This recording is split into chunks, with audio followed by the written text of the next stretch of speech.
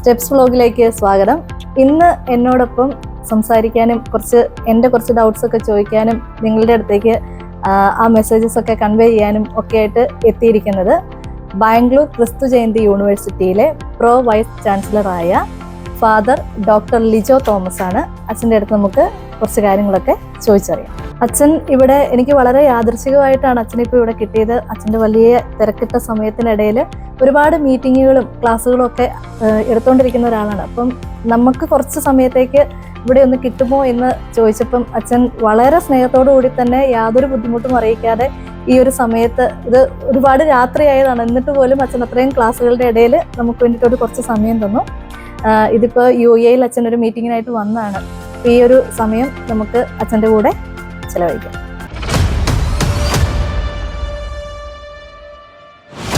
ടീച്ചേഴ്സിനാണ് മക്കള്, ആ കുട്ടികൾക്ക്, ഒരു കുട്ടിക്കുള്ള എഡ്യൂക്കേഷൻ ലെവലിൽ ടാലന്റ് കൂടുതൽ ഏതിലായിരിക്കും എന്ന് ഓരോ സബ്ജക്റ്റ് പഠിപ്പിക്കുന്ന ടീച്ചേഴ്സിന് അറിയാം. പക്ഷെ പേരൻസിന് അതറിയത്തില്ല. പക്ഷെ പേരൻസ് അവരെ കൂടുതലും പ്രൊമോട്ട് ചെയ്യുന്ന അവരേതാണോ എയിം വെച്ചിരിക്കുന്നത് അതിലേക്ക് അവരെ എത്തിക്കാനായിട്ടാണ്. അപ്പൊ അങ്ങനെയുള്ള ഒരു ഇംബാലൻസിങ്ങിൽ പോകുന്ന ഒരു വീട്ടിൽ എങ്ങനെ അവരെ ഒന്ന് +2 കഴിയുമ്പോഴത്തേക്ക് ആ കുട്ടികളെ ഒന്ന് ഫോക്കസ് ചെയ്ത് ഒരിടത്തിലേക്ക് എത്തിക്കാൻ പറ്റും? വളരെ നല്ല ചോദ്യമാണ്. വളരെ സിമ്പിൾ ആയിട്ടുള്ള സൊല്യൂഷൻ പിള്ളേര് അവർ പഠിപ്പിക്കുന്ന ടീച്ചേഴ്സുമായിട്ട്, പറഞ്ഞതുപോലെ തന്നെ പഠിപ്പിക്കുന്ന ടീച്ചേഴ്സുമായിട്ടുള്ള ഒരു കോൺടാക്ട് പേരൻസ് വെച്ച് ചെയ്ത് കഴിഞ്ഞാൽ ഐഡന്റിഫൈ ചെയ്യാം. ഒത്തിരി കരിയർ കൗൺസിലിംഗ് ഓപ്ഷൻസ് ഇന്ന് ഉണ്ട്, അത് ചൂസ് ചെയ്യാം. പിന്നെ ഇന്ന് പേരൻസ് മനസ്സിലാക്കേണ്ട ഒരു കാര്യം എന്ന് പറയുന്നത്, പണ്ട് ഒരു 10-20 അല്ലെങ്കിൽ 30 വർഷം മുമ്പത്തെ ഒരു എന്ന് പറഞ്ഞാൽ ഏറ്റവും പഠിക്കുന്ന പിള്ളേര് അന്ന് ഫസ്റ്റ് ഗ്രൂപ്പാണ്, അത് എടുക്കുന്നു. ഫസ്റ്റ് ഗ്രൂപ്പ് കുറച്ച് പഠിക്കുന്നവര് സെക്കൻഡ് ഗ്രൂപ്പ് എടുക്കുന്നു, ബയോളജി പഠിച്ചെന്ന് പോകുന്നു. പിന്നെയും മാർക്ക് കുറഞ്ഞവര് തേർഡ് ഗ്രൂപ്പ്, പിന്നെ ഒട്ടും പഠിക്കാത്ത ഫോർത്ത് ഗ്രൂപ്പ്. പക്ഷെ ഇന്ന് അത് കംപ്ലീറ്റ് മാറി. ഇന്ന് ഏത് സബ്ജക്ട് പഠിച്ചാലും നല്ല ജോബ് ഓപ്പർച്യൂണിറ്റീസ് ഉണ്ട്. ഉദാഹരണം പറഞ്ഞാൽ നമ്മുടെ യൂണിവേഴ്സിറ്റിയിൽ സൈക്കോളജിക്ക് തന്നെ പോസ്റ്റ് ഗ്രാജുവേഷന് 360 പിള്ളേർ ഒരു വർഷം പഠിക്കുന്നുണ്ട്, പോസ്റ്റ് ഗ്രാജുവേഷന് തന്നെ. അപ്പോൾ സൈക്കോളജിയും ഹ്യൂമാനിറ്റീസ് ആണ്, പക്ഷെ അത് പാഷനോടെ പഠിക്കുന്ന പിള്ളേരുണ്ട്. ബേസിക് ആയിട്ട് ഇന്ന് പിള്ളേർ ശ്രദ്ധിക്കേണ്ടത്, എനിക്കൊരു പാഷനുണ്ട്, ആ പാഷൻ ഞാൻ ഫോളോ ചെയ്യുക എന്നുള്ളതാണ്.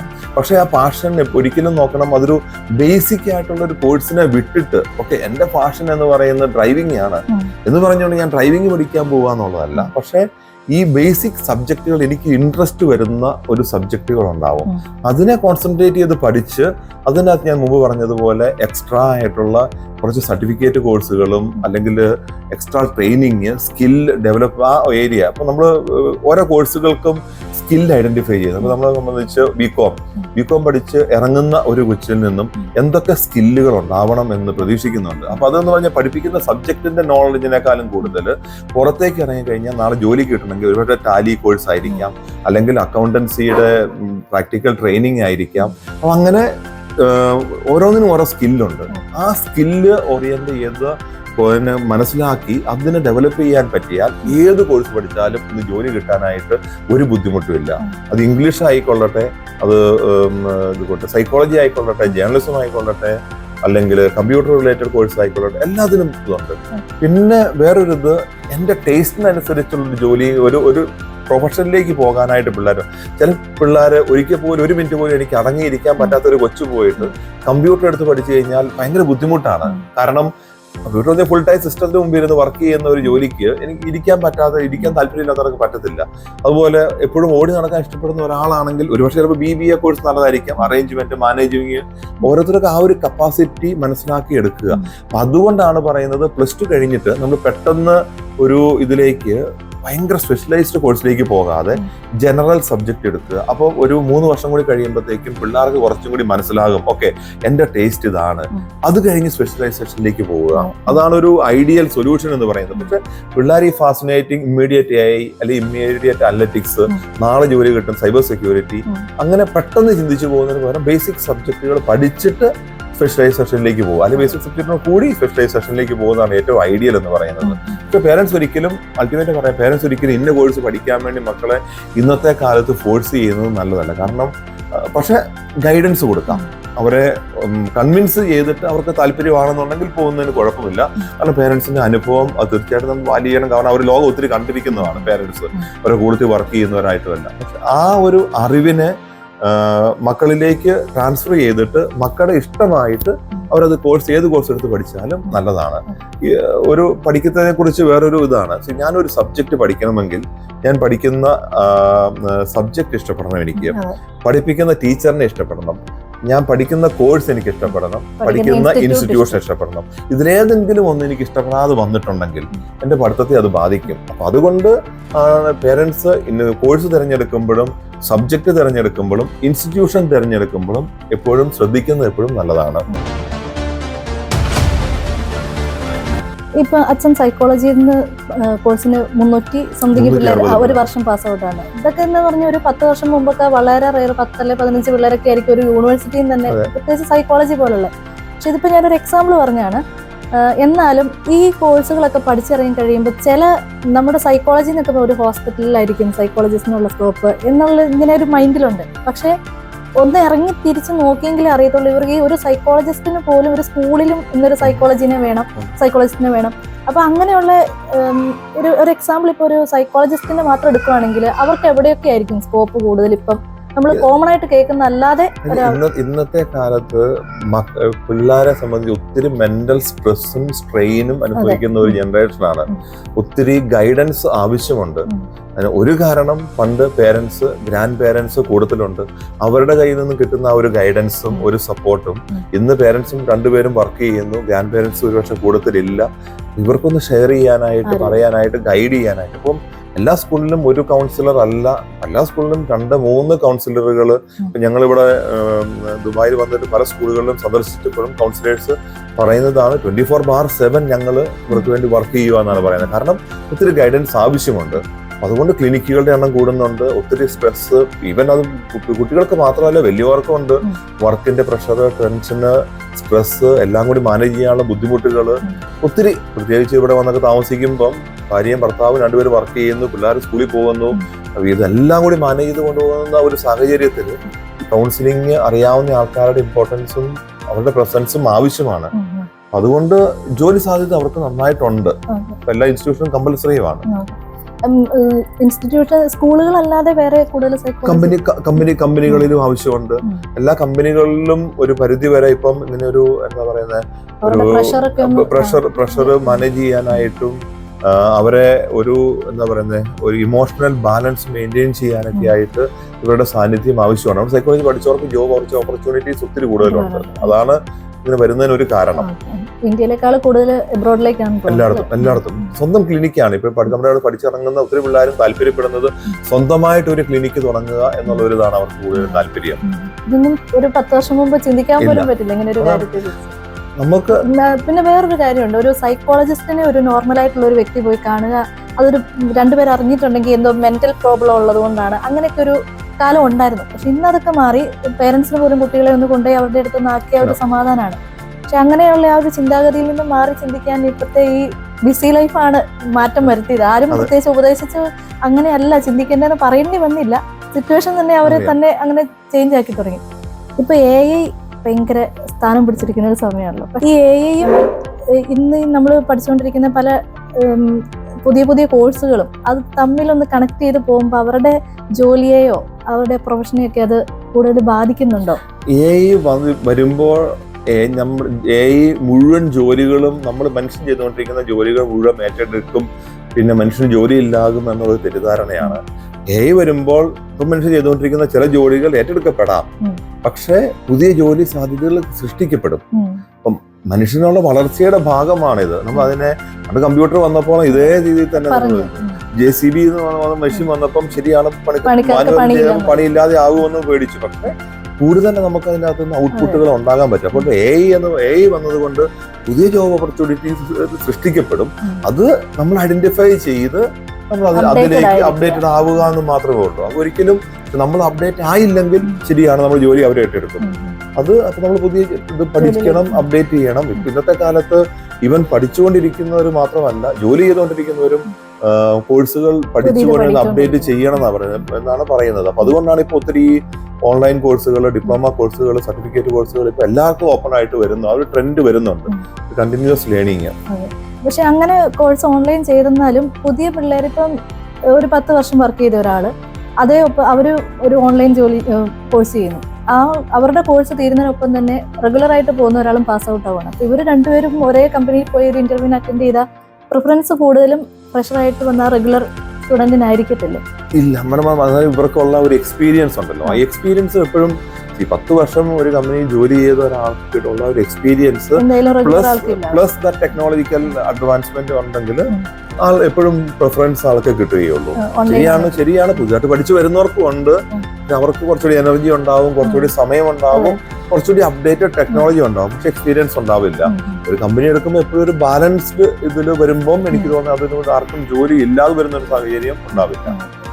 ഈ UAE തന്നെ എടുക്കുകയാണെങ്കിൽ തന്നെയും ഇവിടെ മലയാളീസ് ആണെങ്കിലും എഡ്യൂക്കേഷൻ അങ്ങനെ +2 വരെ ഇങ്ങനെ ഇവിടുത്തെ രീതിയിൽ അങ്ങ് പോകും. പക്ഷെ പിന്നെ ഹയർ എഡ്യൂക്കേഷൻ എന്ന് പറയുമ്പോൾ ഓട്ടോമാറ്റിക്കലി അവർ ഫസ്റ്റ് പ്രിഫറൻസ് പോകുന്ന ഇന്ത്യയിലേക്കാണ്. പിന്നെ അത് ഒന്നെങ്കിൽ കേരളത്തിലൊരു നല്ല കോഴ്സ് അല്ലെങ്കിൽ ഇന്ത്യയിലൊരു നല്ല കോഴ്സ്. അത് എന്തുകൊണ്ടാണ് അങ്ങനെ ഒരു ഇന്ത്യയിലെ എഡ്യൂക്കേഷൻ ഇത്ര ഒരു ഇമ്പോർട്ടൻസ് വരാൻ കാരണം?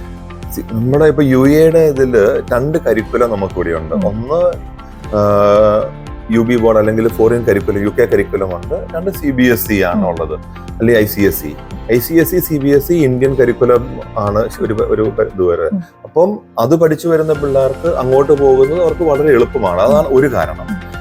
UK സിലബസ് പഠിച്ചു വരുന്ന കരിക്കുലം വരുന്നവർ സ്വാഭാവികമായിട്ടും അവർ വിദേശത്തേക്ക് പോകുള്ളൂ. കാരണം രണ്ടും നല്ല വ്യത്യാസമുണ്ട്. UK കരിക്കുലം ഉദാഹരണം പറഞ്ഞു കഴിഞ്ഞാൽ കുറച്ചും കൂടി എന്താണ് experiential learning, application oriented, subject knowledge, അതിൽ തന്നെ ഡയറക്റ്റ് ക്വസ്റ്റ്യൻസ്, ഉദാഹരണം ഡയറക്റ്റ് ക്വസ്റ്റ്യൻസ് ഇല്ല, ഡെഫിനിഷൻസ് ഇല്ല. ഇന്ത്യൻ കരിക്കുലത്തിൽ അതുണ്ട്. അത് പഠിച്ചു വരുന്ന പിള്ളേർക്ക് ഇന്ത്യൻ കരിക്കുലമാണ് ഒന്ന് കംഫർട്ടബിൾ. അതാണ് ഒരു കാരണം. 2 affordability. Compare to the foreign education it is affordable ആണ് രണ്ടാമത്തേത്. 3 ഈ പറഞ്ഞതുപോലെ വിദേശത്തേക്ക് പോകുന്ന പ്രത്യേകിച്ച് ഇന്ത്യക്കാര് വിദേശത്തേക്ക് പോകുന്നവര് പണ്ട് പോയിക്കൊണ്ടിരുന്നത് അവിടെ പോയി അവിടെ നിന്ന് ഒരു PR കിട്ടുക അല്ലെങ്കിൽ അവിടെ സ്റ്റേ ബാക്ക് ചെയ്യാനുള്ള ഒരു ഓപ്ഷൻ എന്നുള്ളൊരു അട്രാക്റ്റീവ് ഇതിനെ വെച്ചാണ് കൂടുതലും വിദേശത്തേക്ക് പോയിക്കൊണ്ടിരുന്നത്.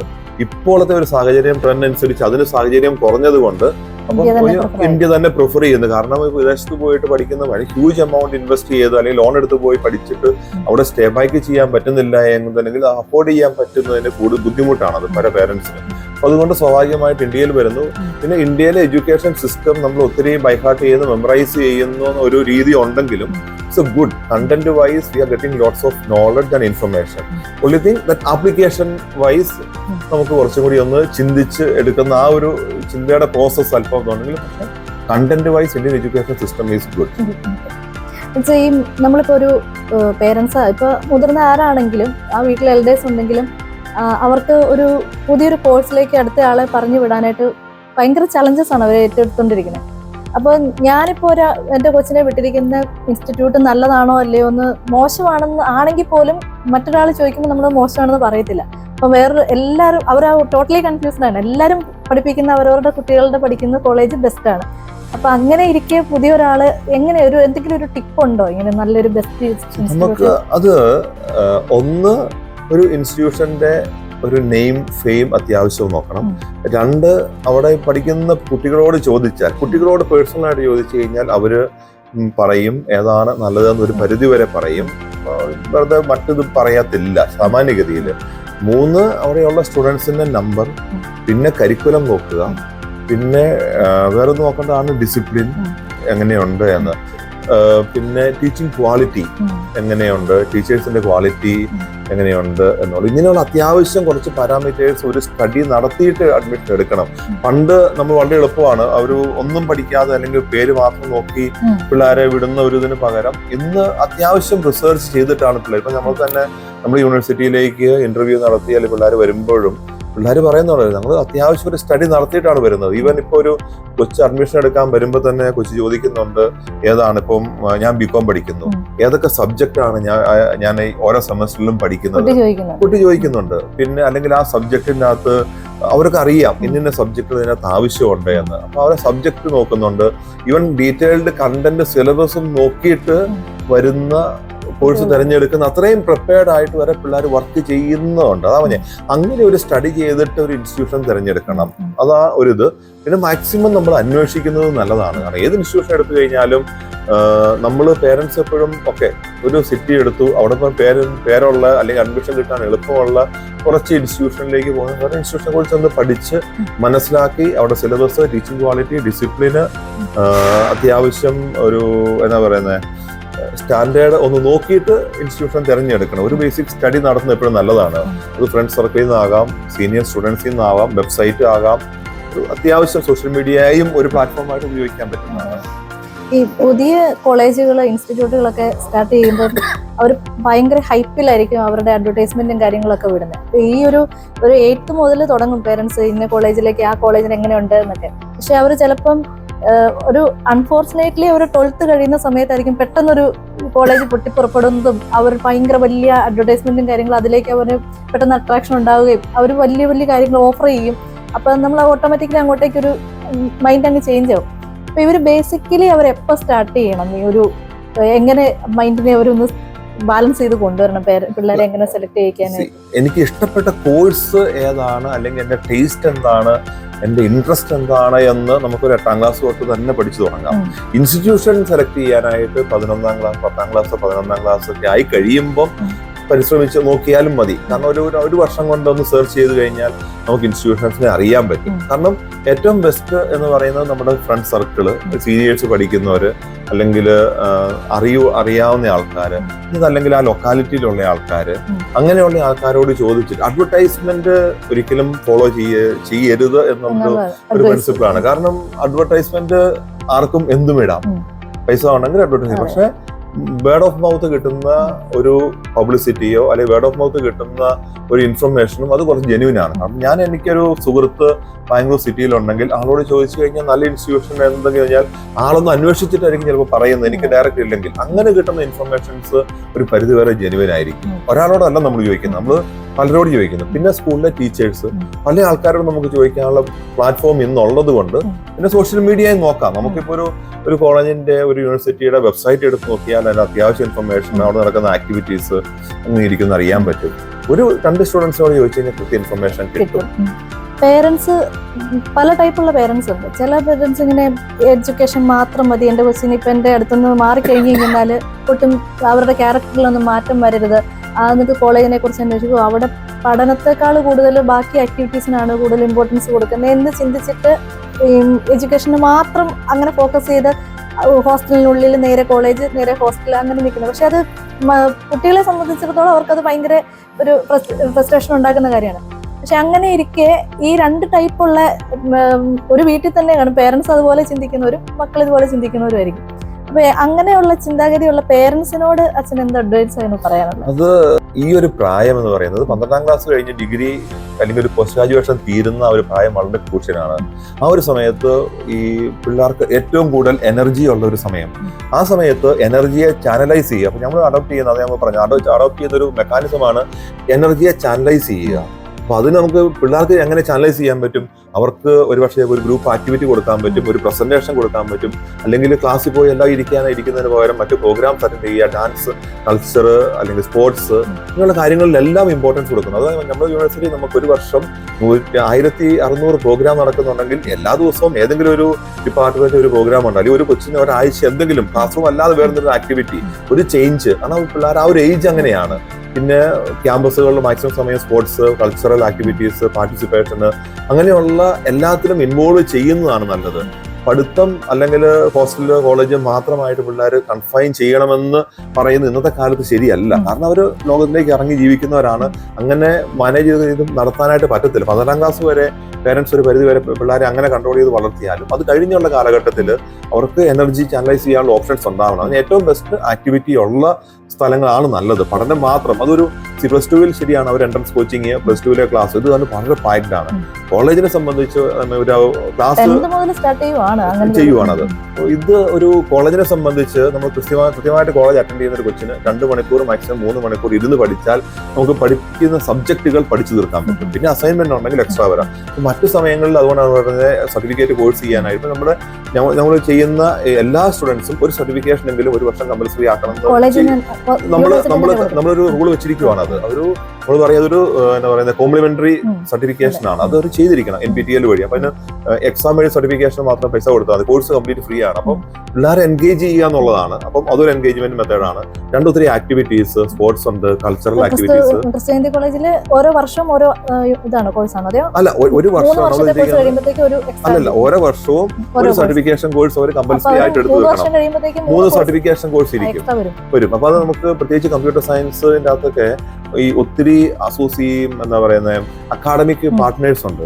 ഇപ്പം ക്ലിക്ക് അല്ലെങ്കിൽ റെഡ് ഹാറ്റ്, ICT, പിന്നെ സെലോണിസ്, അങ്ങനെയുള്ള ഒത്തിരി ഇതുണ്ട്. അവരെല്ലാം സർട്ടിഫിക്കറ്റ് കോഴ്സ് ഇഷ്ടം പോലെ, ഇൻഫോസിസ്, വിപ്രോ, ഇവരെല്ലാം ഫ്രീ സർട്ടിഫിക്കേഷൻ കോഴ്സ് നടത്തുന്നുണ്ട്.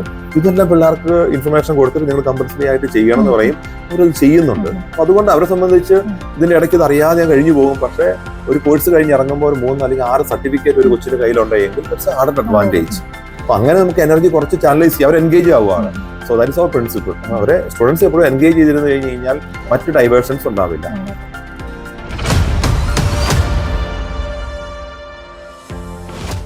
ഇവിടെ UAE അച്ഛൻ വളരെ തിരക്കിട്ട് ഇങ്ങോട്ട് വന്നൊരു സമയത്തിന്റെ ഇടയിൽ എനിക്കിങ്ങനെ ഇത്രയൊരു സമയം, അതും പലരോടും ചോദിക്കണം, ക്ലിയർ ചെയ്യണം എന്ന് പറഞ്ഞ കുറെ ക്വസ്റ്റ്യൻസ് ആണ് ഞാൻ അച്ഛൻ്റെ അടുത്ത് ചോദിച്ചത്. അല്ലെങ്കിൽ എൻ്റെ അടുത്താണെങ്കിലും ഞങ്ങൾ ഫ്രണ്ട്സിന്റെ സർക്കിളിന്റെ ഇടയിലും ഒക്കെ സംശയമായിട്ട് ഇങ്ങനെ ഡിസ്കസ് ചെയ്തുകൊണ്ടിരിക്കുന്ന കുറച്ച് കാര്യങ്ങളാണ് അച്ഛൻ്റെ അടുത്ത് നിന്ന് കിട്ടിയത്. ഇത്രയും വലിയൊരു സമയം ഞങ്ങളുടെ ഈ സ്റ്റെപ്സ് വ്ളോഗിന് വേണ്ടിയിട്ട് മാറ്റിവെച്ചതിന് അച്ഛൻ ഒരുപാട് നന്ദി.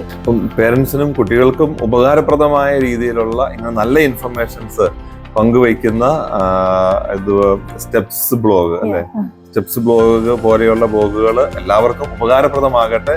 ഈ ഷെയർ ചെയ്ത ഇൻഫർമേഷൻസ് എൻ്റെ വ്യക്തിപരമായ അഭിപ്രായങ്ങളാണ്. അനുഭവത്തിൽ നിന്നും പറഞ്ഞ കാര്യങ്ങൾ കുറച്ചു പേർക്കെങ്കിലും ഉപകാരപ്രദമാകുമെന്ന് വിശ്വസിക്കുന്നു. അപ്പോൾ സ്റ്റെപ്സ് ബ്ലോഗിന് എല്ലാവിധ ആശംസകളും.